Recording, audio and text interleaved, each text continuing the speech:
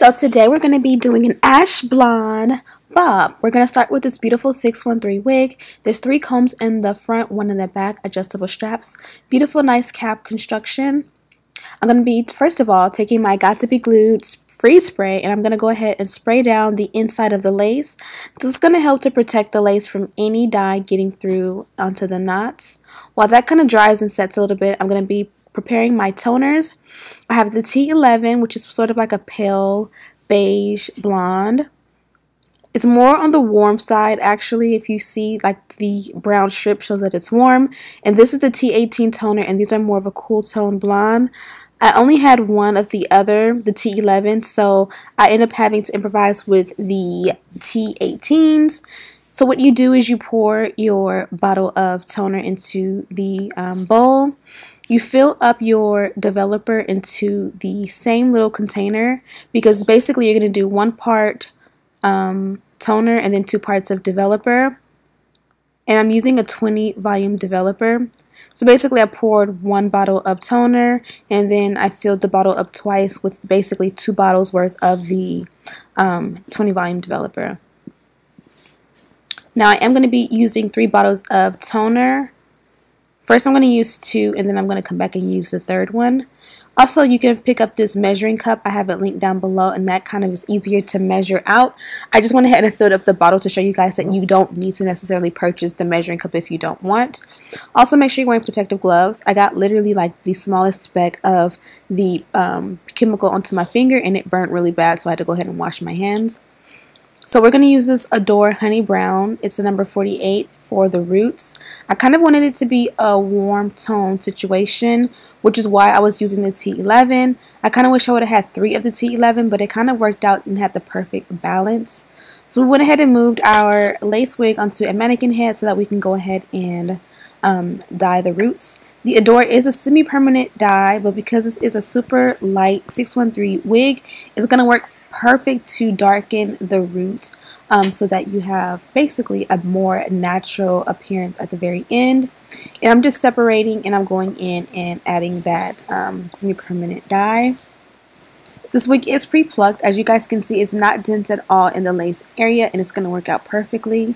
I did attempt to go ahead and tweeze out the hairline just out of natural habit, and then I realized I really did not need to do that. So this works out perfect. You don't have to do much at all as far as the wig, customization goes. So while we do this, this wig is again 613 blonde. A 16-inch bob, which is a nice long size bob. It's a little bit longer than a bob on me, but if you kind of wanted to customize and cut it shorter, you could. I actually really loved the length of this because it definitely was very, it wasn't too much, basically, if that makes any sense. And you guys see like the little clip in the front to see exactly how it's going to come together. It is 180% density, and it's very easy to work with. So again, I'm just using my brush to section through and customize the closure part. Here I am, I'm getting kind of close to the center, so I'm going to add the color, onto the roots. You kind of want to do your best to not allow the color to touch the lace, but unless you're a professional, it's kind of hard to not touch the lace. So just be careful and mindful of it, but at the same time, don't like overthink it to the point that you spend way too much time. Just do it, and whatever comes out comes out. Practice makes perfect, and the more you do this, the better you'll get at it ultimately. So fast forward, and we are completely done with the roots. Now that we're done, we're going to go back and kind of just tease the hair. We don't want a blunt kind of line of demarcation where it's like perfectly cut across where the roots start and where the rest of the hair starts. So we kind of want to go in and just kind of play with it and tease it so that it naturally blends with the remainder of the hair. I do pretty much customize the frontal, and then I kind of go back into the tracks a little bit and get the roots just so that if the wind blows, it's not only the frontal exclusively that has the color on it. Here I am doing a boomerang for my Insta story. I've been loving to keep you guys updated there. So if you don't follow me there, go ahead and do so. Now, one thing I did do was I went ahead and I made the toner mixture ahead of time, and so it did turn into a thicker, more jelly-like substance. So kind of wait till you're ready to actually use it to mix it opposed to, you know, mixing it and putting it aside for 10 minutes. You kind of want to apply it immediately after you mix it. And I'm just working that in there as best I can. And this is the moment when I realized I messed up. Do you guys see that red at the bottom of this wig? I almost died. I tried to be, I guess, eco-friendly and use a bag that I no longer needed. And I did not even think about the fact that the actual color or dye on the bag would bleed with basically when it touched the developer.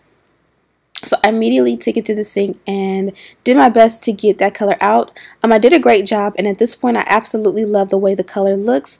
The only thing is that the root, as beautiful as it looks, I know that once it dries it is going to be a little too orange, but like right now I kind of love that look, you know what I mean? So I went ahead and covered that bag with a regular trash bag with no color on it, that way it won't transfer. Luckily I was able to get the color off of there with that, basically just rinsing it with water, and all of that red came out, thank God, but I'm pretty sure it would have dyed the color. But really, look at this. I really love the way this looks. It's a nice honey blonde. It's, you know, light enough that it's a nice blonde, but at the same time it kind of is a warm honey opposed to ash. And I really like this, but I knew that by the time it dried, again, it would kind of show up orange when it was all said and done, so it needed to be toned. Now there are so many different toners, and I will go through all of them with you over time. If you want a specific look, let me know and I can be sure to, you know, cover that on this channel with you guys. But today, again, we're kind of going with the ash tone. So I went through the T11 and the I believe 15 that I had before, and I ran out. So I am making a second batch, and this is just of the I'm sorry, not T15, the T18. And hopefully this will work out because I kind of ran out. Also, whenever you're toning your hair, it is best to tone hair on damp hair. I don't know why, but I didn't even think about that from the beginning. So I was already doing a fail. You know what I mean? But I improvised, and you guys seen that this hair is going to come out so good. So good. So it's almost happy. I'm almost happy that the red happened because I had to go in and dampen the hair either way. But I still ran into an issue. I don't know if you can see those roots, but the roots did kind of turn green. Now, I'm not, you know, I didn't go to cosmetology school, so I don't know the science behind why it turned green. My guess is because I put that orangey color on the root and it kind of mixed with the blonde and it didn't agree. It also could be because I put that color on and I did not give it enough time to process. Again, I had to immediately rinse it out because the hair was turning red. I didn't really have a choice. There was no way to really salvage it or save it. But it did start to turn green. And you're going to see we're going to fix that in just a moment. So here I am again. I really just want to get it as evenly distributed through the hair as possible. I don't necessarily want it to be one-dimensional. I kind of like it when different parts of the hair tone at different times so that it kind of has some dimension to it. But I just want to make sure that as much of the hair gets the toner as possible so that I don't have any orange or, you know, brassiness in the hair at all. And it's all, you know, on the same color scheme as far as it being ash. So fast forward, I went ahead and rinsed it out with a purple shampoo. I left the shampoo in for about 30 minutes. I'll have that shampoo linked in the description bar. And the purple shampoo also will tone your hair. So it did a great job. I don't know if you guys can see the roots, but it toned the roots down. They were that, you know, orangey color, that brown orangey color. And they kind of like are a nice silver. They complement the rest of the hair so well that it kind of just looks like a shadow opposed to like a different color. So I began to tweeze out of habit, but I realized it is pre-plucked and I definitely didn't need to pluck at all. So I kind of stopped.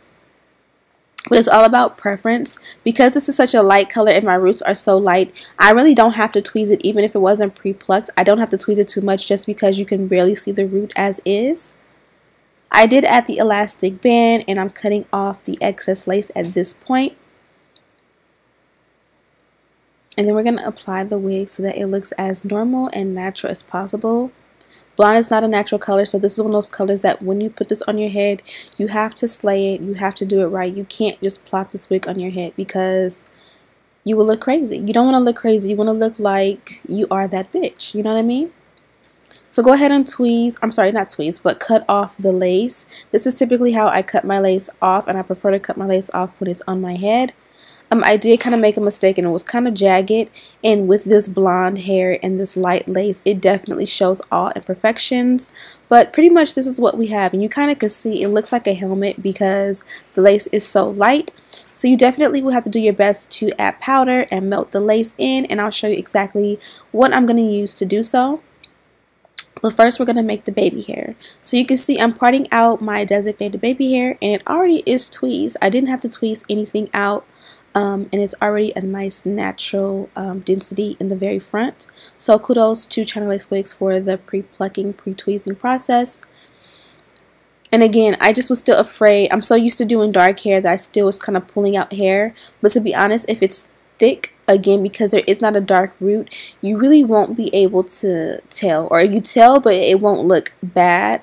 But just out of instinct and habit, I still kind of customized it.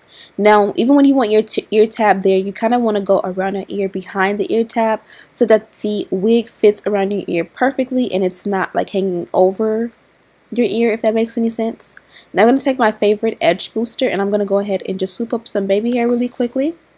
Next, I'm going to take my Blast Freeze Spray. This thing is a lifesaver. A lot of people use the Got to Be Glued method, and this actually is a quick and easy way of basically doing that in a matter of seconds. I literally sprayed in the area that I want to apply my lace. I kind of let it dry and get tacky for maybe about 5 to 10 seconds, maybe about 10 to 15 I'll say, and then you just cover your lace on top of the area that you want it to lay. And I kind of just hold it there for a few seconds so that it, completely continues to dry. And boom, I instantly have a Got to Be Glued lay down wig. Now this is kind of like a day-to-day thing where if you just kind of daily want to apply your wig but you want to take it off at night, sometimes it'll last. Like if I leave this on, it'll still last as long as I don't get it wet in the shower, but it'll remain tacky for a few days, but I still be able to take it off if I want, if that makes sense. It's like not a permanent commitment, but if I want to leave the wig on, it's on, you know what I mean? I think you guys see me swooping the baby hair. I'm not quite sure where the camera cut out, but of course I went ahead and swooped the baby hair, and I used my edge booster linked in the description bar. I was going to do a center part or a side part, but as you guys seen, I had a mishap where it was kind of green in the middle of the parts. It's still kind of yellow because it was green and I kind of toned it and it fixed it, but in the parts it's still yellow. Like when I put the toner on, or the purple shampoo that toned it, I didn't put the shampoo or work it into like the parting, so that didn't really work for me, just to be honest. So I went ahead and did a top knot, and honestly I absolutely love the top knot. I feel like with the top knot it's more wearable for me for the week, so I really do want to wear it for the week. This is my birthday week, so I think it'd be fun to have blonde hair for 30. This guy right here, and I don't know if you guys seen this, but this kind of helped me to melt the lace a little bit. The lace is obviously still detectable because the lace is not my skin tone. If the lace was my skin tone or transparent, you would not be able to see it, but it kind of was white and dry, and kind of when you spray this on there and then kind of work it through, it almost is like it helps the lace to kind of sort of disappear. Again, it's a different color so it doesn't completely disappear, but it definitely helps. So basically you use this and kind of spray it on the lace, like on top, like wherever, like basically you'll do like that and then kind of just work it in. Basically you use this and it's going to do two different things. Number one, it's going to kind of help the lace to kind of melt and blend their skin just a little bit more than it naturally would. And it's also going to help to bond your wig down, for example. I did not have to bleach the knots because this is a blonde wig and the knots were already clear. But I am going to take just like a blending brush and my favorite powder.